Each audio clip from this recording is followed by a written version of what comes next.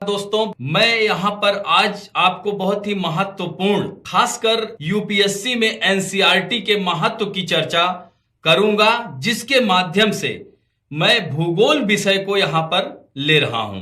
तो भूगोल विषय में आपको एनसीईआरटी क्लास 6 से लेकर के 12 तक की पढ़नी पड़ेगी, जो कि आपके परीक्षा के दृष्टिकोण से काफी लाभदायक सिद्ध होगा। अब यहां पर हमने क्लास 6 यानी जो देखा जाए तो कक्षा 6 की एनसीईआरटी हमने ली है। तो कक्षा 6 में है तो कक्षा 6 की बातें बहुत ही सामान्य बातें हैं, लेकिन ये आपके परीक्षा के दृष्टिकोण से काफी लाभदायक सिद्ध होती हैं। तो कक्षा 6 की जो एनसीईआरटी है, इसमें पहला टॉपिक है सौर मंडल में पृथ्वी। तो अब यहां पर सौर मंडल के बारे में हम लोग बात करेंगे। उल्का पिंड क्या होते हैं, सेलेस्टियल बॉडी यानी खगोलीय पिंड क्या है, सौर मंडल में ग्रहों की संख्या कितनी है, फिर पृथ्वी की स्थिति कहां है।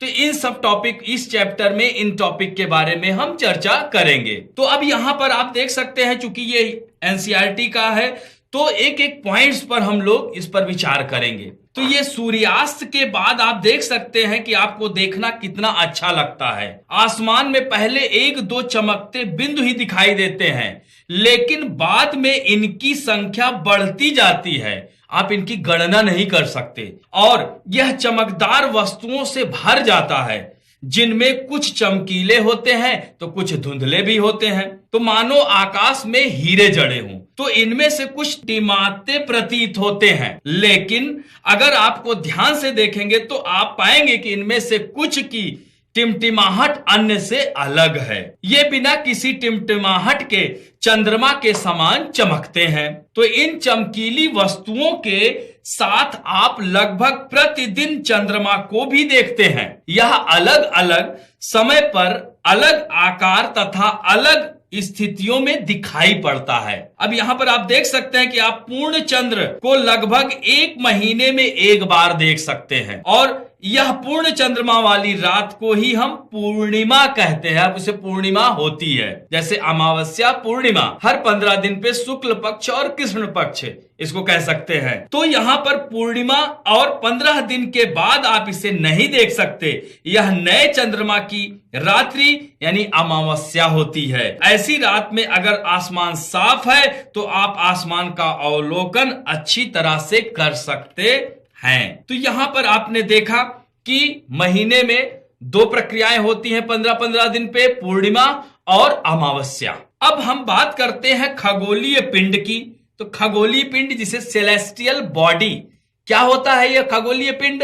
तो खगोलीय पिंड में आप देख सकते हैं कि सूर्य है, चंद्रमा है तथा वे सभी वस्तुएं जो रात के समय आसमान में चमकती हैं, खगोलीय पिंड कहलाती हैं। अब इन खगोलीय पिंड में देख ले सकते हैं आप कि कुछ खगोलीय पिंड बड़े आकार के होते हैं, गर्म होते हैं, ये गैसों से बने होते हैं, इनके पास अपनी ऊष्मा तथा प्रकाश होता है, वे बहुत बड़ी मात्रा में उत्सर्जित करते हैं। इन खगोलीय पिंडों को हम तारा कहते हैं, और सूर्य भी क्या है?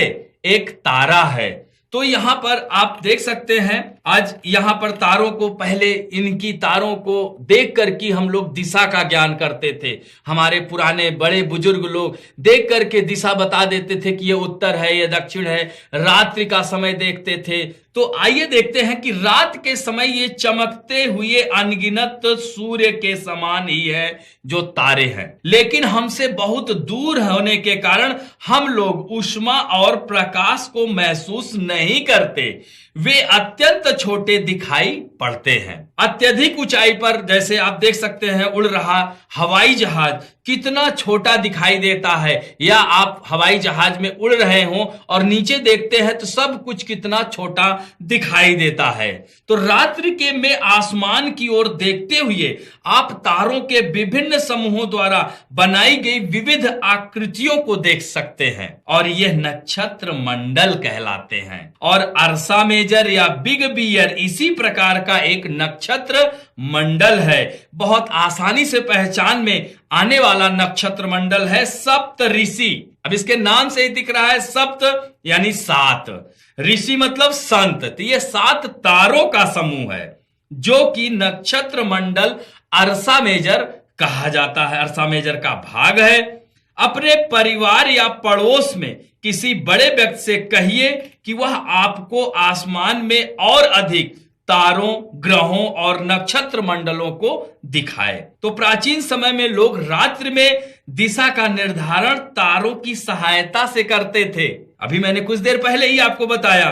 तो उत्तरी तारा उत्तर दिशा को बताता है, इसे ध्रुव तारा भी कहा जाता है। ये देख सकते हैं, ये बच्ची की आंख देख सकते हैं, यहां पर आप मैप में यहां देख सकते हैं।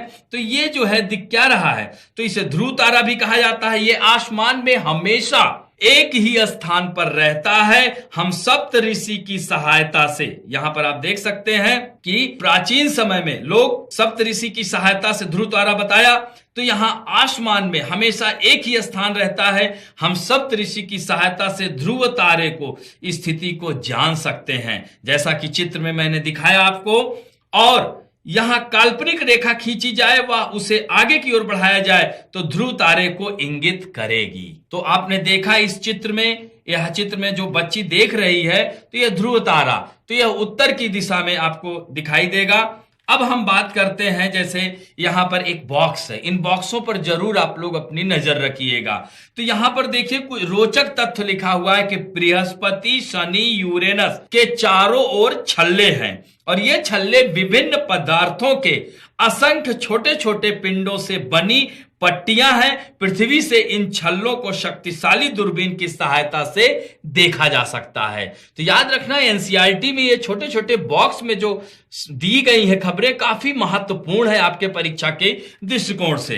अब हम आते हैं, यहां पर आप देख सकते हैं कि यह चित्र दिया हुआ है सौर मंडल का। तो ये यहां पर सौर मंडल में अब आप देखिए कि सूर्य है, सूर्य के बाद बुध, शुक्र, पृथ्वी, मंगल, बृहस्पति, शनि, अरुण, वरुण। तो यह जो है आप देख सकते हैं कि यहां पर इसको आप इसमें दी हुई है बातें सारे। शनि के बाद यूरेनस, फिर यूरेनस के बाद आप देख सकते हैं यहां पे नेपच्यून, प्लूटो जो था कि वह बौना ग्रह अब हो गया।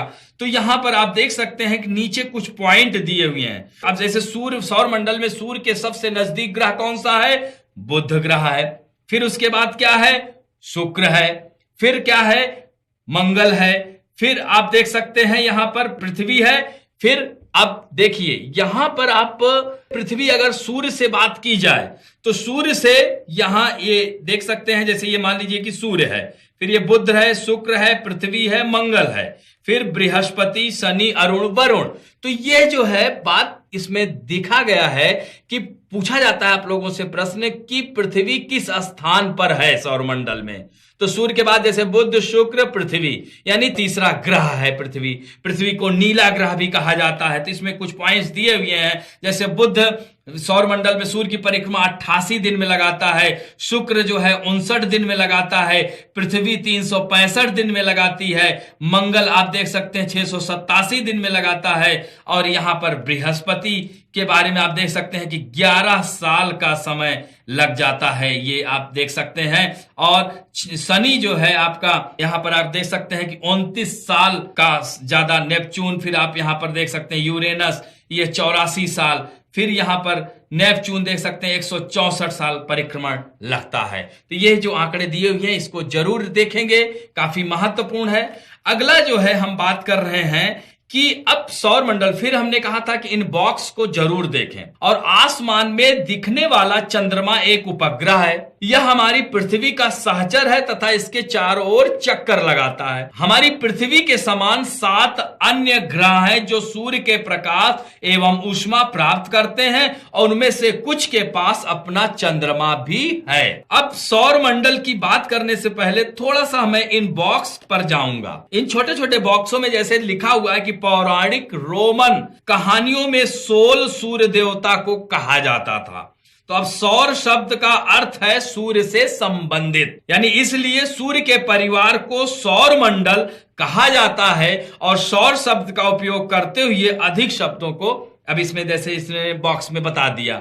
फिर दूसरे बॉक्स में आप देख सकते हैं शब्द की उत्पत्ति, यानी किस शब्द की उत्पत्ति, जैसे जियोग्राफी है, जियोलॉजी है, जियोइड है, तो इनके बारे में बताया है। तो यहां पर दिया हुआ है कि ऐसे बहुत से शब्द जिनका उपयोग हम एक भाषा में करते हैं, अक्सर वे दूसरी भाषाओं के लिए शब्द हो सकते हैं। उदाहरण के लिए जियोग्राफी एक अंग्रेजी शब्द है, तो यानी कि ग्रीक भाषा से लिया गया शब्द है जिसका अर्थ है पृथ्वी का विवरण, यानी ग्राफी मतलब अध्ययन करना, यानी पृथ्वी का अध्ययन करना। तो जीई का मतलब क्या हुआ? पृथ्वी, और ग्राफिया का अर्थ क्या है? लिखना या अध्ययन करना। तो पृथ्वी के संबंध में जैसे जियोलॉजी पृथ्वी का अध्ययन, जियोमेट्री पृथ्वी का मापन, जियोइड मतलब पृथ्वी के आकार अनुरूप। तो अब हम बात कर रहे हैं जैसे सौर मंडल में, पिछला पेज में उसने पिक्चर बना करके दिखाया हुआ है। तो सौर मंडल में अब 8, पहले 9 ग्रह होते थे, तो यह 8 ग्रह, उपग्रह और कुछ खगोलीय पिंड जैसे क्षुद्र ग्रह,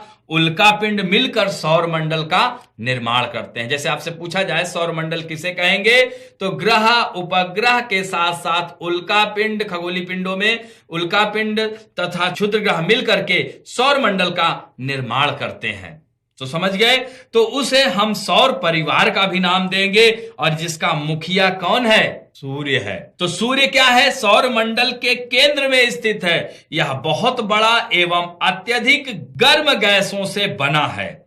इसका खिंचाव बल सौर मंडल को बांधे रखता है। सूर्य सौर मंडल के लिए प्रकाश एवं ऊष्मा का एकमात्र स्रोत है, लेकिन हम इनकी अत्यधिक तेज ऊष्मा को महसूस नहीं करते, और क्योंकि सबसे नजदीक का तारा होने के बावजूद यह हमसे बहुत दूर है। सूर्य पृथ्वी से लगभग 15 करोड़ किलोमीटर है। अब देखिए, पृथ्वी से 15 करोड़ किलोमीटर एक मानक है। वैसे तो जैसे कुछ समय में सूर्य पृथ्वी के नजदीक भी आ जाता है, कुछ टाइम में सूर्य पृथ्वी से दूर भी चला जाता है। यही कारण है कि पृथ्वी का तापमान घटता बढ़ता रहता है। तो अब यहां पर आप देख सकते हैं ग्रह, तो हमारे सौर मंडल में 8 ग्रह हैं सूर्य से दूरी के अनुसार। आप देखोगे सूर्य की दूरी के अनुसार, यानी सबसे पहले क्या है? सूर्य, फिर बुध, शुक्र, पृथ्वी, मंगल, बृहस्पति, शनि, अरुण, वरुण। तो यहां शुक्र, पृथ्वी, मंगल, बृहस्पति, शनि, यूरेनस तथा नेपच्यून। तो सूर्य से उनकी दूरी के अनुसार देखिए, एक आसान तरीका इन्होंने एनसीईआरटी में लिखा गया है कि my very efficient mother just served us nuts. तो यहां पर एम फॉर क्या हो गया? आप देख सकते हैं Mercury, Venus, Earth, Mars, Jupiter, Saturn, Uranus, Neptune. तो यह जो है याद करने की तकनीक है। आप लोग देखिएगा, जिस तरह से आपको याद हो सके उसी का प्रयोग करिएगा। तो सौर मंडल में सभी 8 ग्रह एक निश्चित पथ पर सूर्य का चक्कर लगाते हैं। यह दीर्घवृत्ताकार में फैले हुए हैं। ये कक्षा कहलाते हैं, जिन्हें ऑर्बिट भी कहते हैं। तो बुध सूर्य के सबसे नजदीक है। अपनी कक्षा में सूर्य के चारों ओर एक चक्कर लगाने में इसे 88 दिन का समय लगता है। और शुक्र को पृथ्वी का जुड़वा ग्रह कहा जाता है। शुक्र को मॉर्निंग स्टार, इवनिंग स्टार यानी भोर का तारा, शाम का तारा या सुबह का तारा के नाम से जाना जाता है। और सूर्य को पृथ्वी का जुड़वा ग्रह क्यों कहते हैं? क्योंकि पृथ्वी की आकार एवं आकृति जिस प्रकार है, उसी प्रकार शुक्र की भी आकृति एवं आकार है। इसी कारण इन दोनों को जुड़वा बहन कहा जाता है। तो इनको जुड़वा ग्रह क्यों कहा जाता है? जुड़वा बहन, क्योंकि इनके आकृति और आकार समान है, शुक्र और पृथ्वी के। अभी तक प्लूटो को भी एक ग्रह माना जाता था, ये परंतु अंतरराष्ट्रीय खगोलीय संगठन की बैठक ने अगस्त 2006 में यह निर्णय लिया कि कुछ समय पहले खोजे गए अन्य खगोलीय पिंड 2003 यूबी 313 जिसे सीरस तथा प्लूटो को बौने ग्रह कहे जा सकते हैं। तो अब प्लूटो क्या है? एक बौना ग्रह है। यहां पर आप देखेंगे कि सूर्य से दूरी के हिसाब से अगर बात की जाए तो पृथ्वी तीसरा ग्रह है। आकार में यह 5वां ग्रह है। ध्रुवों के पास यह चपटी है। यही कारण है कि इसको भू-आभ यानी जियोइड कहा जाता है या लध्वक्षाकार। और जियोइड का यानी भू-आभ का अर्थ क्या है? पृथ्वी के समान आकार। तो जीवन के लिए अनुकूल परिस्थितियां यहां पर हैं। यहां ऑक्सीजन है, जल है, वायु है, वायुमंडल है। इसलिए अपने आप में यह एक अद्भुत ग्रह है। और इसे ऊपर से देखने पर यह नीला ग्रह दिखाई देता है। इसे नीला ग्रह क्यों कहा जाता है? क्योंकि इसका 2/3 भाग पृथ्वी पर जल है, यानी लगभग 71%। यहां पर आप देखेंगे तो 71% भाग क्या है? जल है। और 29% स्थल है। तो इसीलिए पृथ्वी को क्या कहा जाता है? नीला ग्रह कहा जाता है, आसमान से ऊपर से अंतरिक्ष से देखने पर। फिर इसके बाद हम बात करते हैं चंद्रमा की। तो चंद्रमा क्या है? पृथ्वी का एकमात्र उपग्रह है। हमारे पृथ्वी के पास केवल एक उपग्रह है, वह है चंद्रमा। इसका व्यास पृथ्वी के व्यास का 1/4 है और यह इतना बड़ा इसलिए प्रतीत होता है क्योंकि यहां हमारे ग्रह से अन्य खगोलीय पिंड अपेक्षा नजदीक हैं और यह इससे लगभग 3,84,000 किलोमीटर दूर है। अब आप पृथ्वी से सूर्य एवं चंद्रमा की दूरियों की तुलना कर सकते हैं। अब यहां पर देखिए, थोड़ा सा रोचक तथ्य है कि नील आर्मस्ट्रांग पहले ऐसे व्यक्ति थे जो कि चंद्रमा पर अपना कदम रखा था। कब रखा था? 21 जुलाई 1969 को। फिर उसके बाद यहां पर एक बॉक्स और है कि उपग्रह एक खगोलीय पिंड है जो ग्रहों के चारों ओर चक्कर लगाता है और जिस प्रकार ग्रह सूर्य के चारों ओर चक्कर लगाते हैं उसी तरह से उपग्रह ग्रहों के चारों ओर चक्कर लगाते हैं। मानव निर्मित उपग्रह कृत्रिम पिंड है। यह वैज्ञानिकों के द्वारा बनाया गया है जिसका ब्रह्मांड के बारे में जानकारी प्राप्त करना एवं पृथ्वी पर संचार माध्यम के लिए किया जाता है। इसे रॉकेट द्वारा अंतरिक्ष में भेजा जाता है तथा पृथ्वी की कक्षा में स्थापित किया जाता है। तो अंतरिक्ष में उपस्थित भारतीय उपग्रह जैसे इनसेट, IRS, तो ये जो है ये देख सकते हैं कि IRS, एडुसेट, भारत चंद्रयान 2 जुलाई 2019 में भेज रहा है। 15 जुलाई 2019 को चंद्रयान फर्स्ट 2008 में गया था। तो भारत भी विश्व का चौथा ऐसा देश हो गया है अमेरिका, चीन और रूस के बाद जो चंद्रमा पर अपना कदम रख रहा है, चंद्रमा पर अपना उपग्रह भेज रहा है। तो इस तरह से आप देख सकते हैं मानव निर्मित उपग्रह। अब चंद्रमा पृथ्वी का चक्कर कितने दिन में लगाता है? 27 दिन में पूरा करता है। लगभग इतने ही समय अपने अक्ष पर एक चक्कर भी पूरा करता है। इसके परिणाम स्वरूप पृथ्वी से हमें चंद्रमा का केवल एक ही भाग दिखाई पड़ता है। चंद्रमा की परिस्थितियां जीवन के लिए अनुकूल नहीं है। इसकी सतह पर पर्वत, मैदान, गड्ढे हैं जो चंद्रमा की छाया बनाते हैं। पूर्णिमा के दिन चंद्रमा पर इसकी छाया को देखा जा सकता है। अब हम बात करेंगे क्षुद्र ग्रह की। क्षुद्र ग्रह क्या होते हैं? तो तारों, ग्रहों और उपग्रहों के अतिरिक्त असंख्य छोटे पिंड भी सूर्य के चारों ओर चक्कर लगाते हैं और इन पिंडों को हम क्या कहते हैं? क्षुद्र ग्रह। और ये कहां पाए जाते हैं? मंगल और बृहस्पति कक्षाओं के बीच यह पाए जाते हैं। वैज्ञानिकों का मानना है या उनके अनुसार क्षुद्र ग्रह के ही भाग होते हैं जो कि बहुत वर्ष पहले विस्फोट के बाद ग्रहों से टूटकर अलग हो गए थे। तो इन्हें क्षुद्र ग्रह समझ गए होंगे। इसके बाद हम बात करेंगे उल्का पिंड की। तो उल्का पिंड भी क्या है? यह सूर्य के चारों ओर चक्कर लगाने वाले पत्थरों के छोटे छोटे टुकड़े को उल्का पिंड कहते हैं। कभी कभी यह उल्का पिंड इतने नजदीक आ जाते हैं कि इनकी प्रवृत्ति पृथ्वी पर गिरने की होती है। इस प्रक्रिया के दौरान वायु के साथ घर्षण के होने के या गर्म होकर जल जाते हैं, चमकदार प्रकाश उत्पन्न होता है। कभी कभी कोई उल्का पूरी तरह जले बिना पृथ्वी पर गिरता है जिसमें धरातल पर कई गड्ढे बन जाते हैं। इस तरह का बहुत सारे एग्जाम्पल आपको रूस में आप देखोगे, कई बार उल्का पिंड गिरे हैं और पूरी धरती में गड्ढा बन गया है। फिर क्या आपने तारों वाले खुले आकाश एक और दूसरी ओर तक फैली चौड़ी सफेद पट्टी की तरह एक चमकदार रास्ते को देखा है? तो यह आप देखते होंगे कभी कभी आप एक सफेद पट्टी सी दिखाई देती है खुले आकाश में, तो यह लाखों तारों का समूह है और यह पट्टी आकाश गंगा जिसे मिल्की वे कहा जाता है। हमारा सौरमंडल इस आकाश गंगा का ही एक भाग है। प्राचीन भारत में एक बहती नदी से की गई थी इसकी तुलना, इस प्रकार इसका नाम आकाश गंगा पड़ा।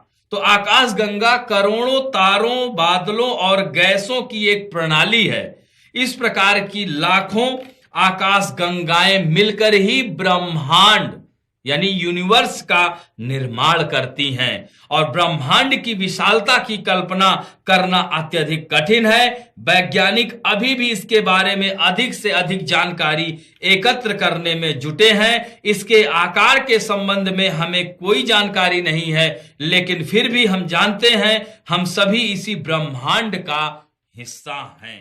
अब आप देख